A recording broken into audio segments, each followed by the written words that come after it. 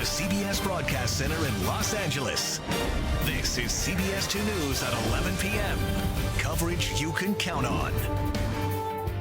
Good evening. I'm Pat Harvey. And I'm Paul Majors. Only on CBS 2 tonight, an arrest in a brutal crime. A teenage girl attacked and doused with a flammable liquid. And now police are investigating whether the suspect may be responsible for other attacks that turned deadly. CBS 2's Randy Page is live at LAPD headquarters, breaking this story tonight. Randy. Well, Paul, we can tell you that one suspect was quietly placed into custody while detectives scramble to see if one man might be responsible for 3 brutal crimes. Well, our robbery homicide detectives, after about a week of investigation, were able to take the suspect in this case into custody. LAPD Commander Andrew Smith says the suspect, identified as 30-year-old Robert Ransom, closely resembles this composite sketch released by robbery homicide detectives a few days after the attempted abduction of a teenage girl. He approached a 16-year-old female on the street. It was back on March 20th.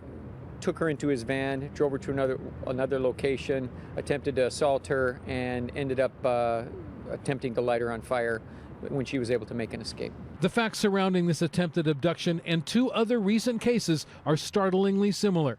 On March 2nd, near the corner of 93rd and South Grand Avenue, a 19-year-old girl was found on fire in the street. She'd been bound and burned. She did not survive.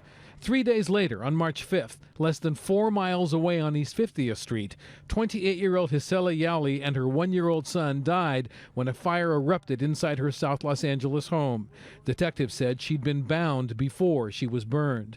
Then on March 20th, less than 3 miles from the first murder, the 16-year-old was spotted running from her kidnapper, and a witness told police the girl had been bound and she was drenched in a flammable liquid. All 3 cases happened within 3 weeks, all occurred in the same geographic area, and all 3 involved binding the female victims. 2 were set on fire. 1, drenched in flammable liquid, got away. Our detectives are working night and day to try and see if this guy is responsible for those other cases. And I spoke to a retired FBI criminal profiler tonight who, after learning all that we know about these 3 cases, concluded, and I'm quoting him now, that it is highly possible that one man is responsible for all 3 crimes. Live in downtown Los Angeles, Randy Page, CBS 2 News.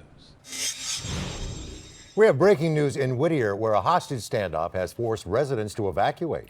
It's happening at an apartment complex on the 7900 block of Bright Avenue. CBS 2's Brittany Hopper is live on the scene with the very latest. Brittany.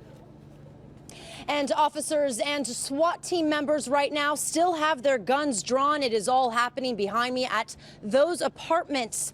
Right now, dozens have been evacuated.